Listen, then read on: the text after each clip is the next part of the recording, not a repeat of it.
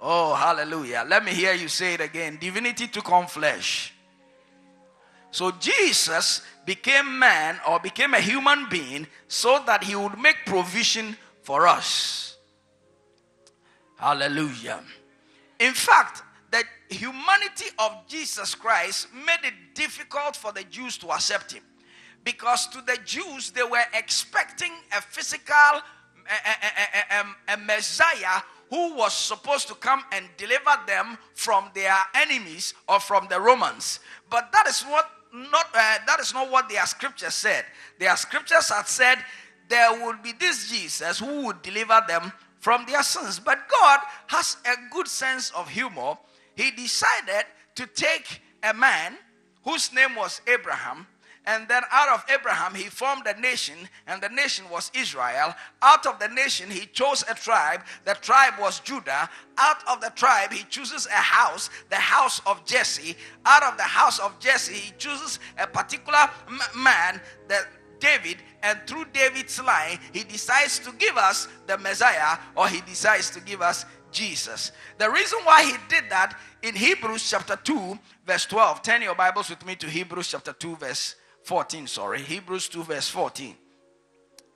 It says, for as much then as the children are partakers of flesh and blood, he also likewise took part of the same, that through death he might destroy him that had the power of death, that is the devil. The Bible says, as we as human beings, because we are flesh and blood, Jesus also took part of the same, so that he will destroy the power of death. Hebrews 4:15 and 16. It says, for we have not a high priest who cannot be touched with the feeling of our infirmities, but was in all points tempted like as we are, yet without sin. Let us therefore come boldly unto the throne of grace, that we may obtain mercy and find grace to help in time of need. You see, in the past there were high priests who didn't have the feeling of our infirmities, or who, were not God and man together. But this time, here was a high priest who could enter the heavenly holy of holies as God. And so he felt what God felt, and as man, he felt what we felt. Beloved, Jesus came as a human being, so that whatever you are going through, if you pray to him, you know that he has felt it before. You didn't give me an amen. He was born as a little boy. He went through the different developmental stages everybody goes through. There were times Jesus got hungry. If you are hungry, he was hungry before. If you are here with me, say amen. There were times he was so tired that whilst they were traveling, he would sleep on the people. Now, how many have slept in a vehicle before? I know a gentleman, anytime he sits in a car, by the time the car goes 3 minutes, he's asleep. Hello? Now, if you are like that, Jesus felt like that too. Amen. Not only did he feel tired, did he feel weary, but beloved, there were times Jesus cried. You know, the shortest verse in the Bible is, and Jesus wept. So, if you have cried before, don't think that, oh, you are a cheap man. Jesus also wept. You know, back here in Ghana, if you're a man and you are crying, they say, Bemensu. A man does not cry. So men, a lot of the times, don't show their emotions, and we keep the emotions inside till one day it just explodes, and we start shaking all over and beating everybody around us. And Jesus wept. Say, Jesus wept. Not only did he weep, but beloved, Jesus went through times he wished that God would have spared him from that situation. You remember one time in the Garden of Gethsemane, Jesus said, God, if you are willing, take this cup from me. And there are times you go through things and you wish this cup will pass from you. Has it happened to you before? Oh, it's happened to me a number of times. Hallelujah. Beloved, he felt, or he feels what we feel, or he has felt what we feel. And that is why it's important to understand the death of Jesus Christ, because when he rose and ascended to heaven and sat at the right hand side of the Father, he sat there as somebody who could intercede for you and me. He's not sitting there as somebody who doesn't know what you've been through. You know, there are some people, when they are talking to you about your problem, you look at them with a certain kind of eye, wondering, does he know what I feel? Has he been there before? The man hasn't eaten fufu and prekese before. How can he talk to me about it? How many are here with me? Does it happen like that to you? And so there are times you go to somebody and the person is trying to counsel you and you wonder, this guy himself, has he felt this thing before? Because you have not been naked before. How can you tell me what it feels like to be cold? Are you here with me? But beloved, we serve a high priest who went through what we are going through. The Bible says he is touched by the feeling of our infirmities, because he was tempted in all points as we are, yet without sin. If it's pain, he went through pain.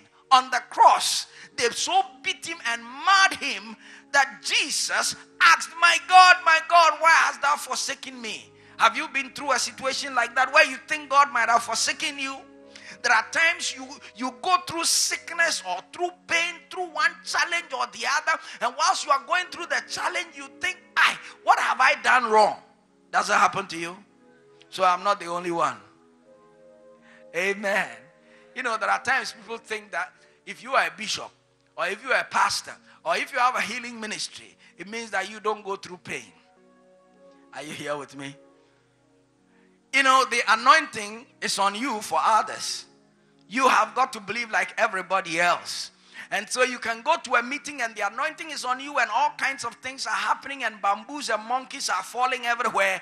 And beloved, you come back home and the Lord is good and his mercies endureth forever. Say hallelujah. So beloved, he feels what you feel. He knows what you have been through. He's affected by the feeling of our infirmities. I want you to leave this place understanding that whatever you are going through, Jesus has felt it before. Tell somebody, whatever you are going through, he has felt it before.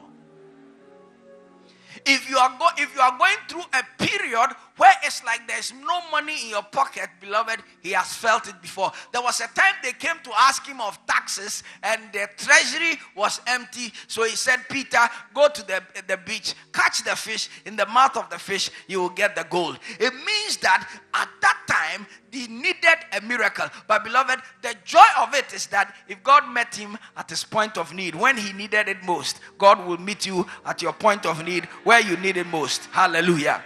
If God never left him alone and God always was there for him, even though you say on the cross, he said, my God, why hast thou forsaken me? But it wasn't an everlasting forsaking, because on the third day, Jesus rose from the dead. My Bible says, if so be it that the spirit that raised Christ from the dead dwells in you, he will quicken your mortal bodies. So probably it looks like he might have forsaken you for a few days, but I came to assure you, your resurrection is coming. Tell somebody, my resurrection is coming.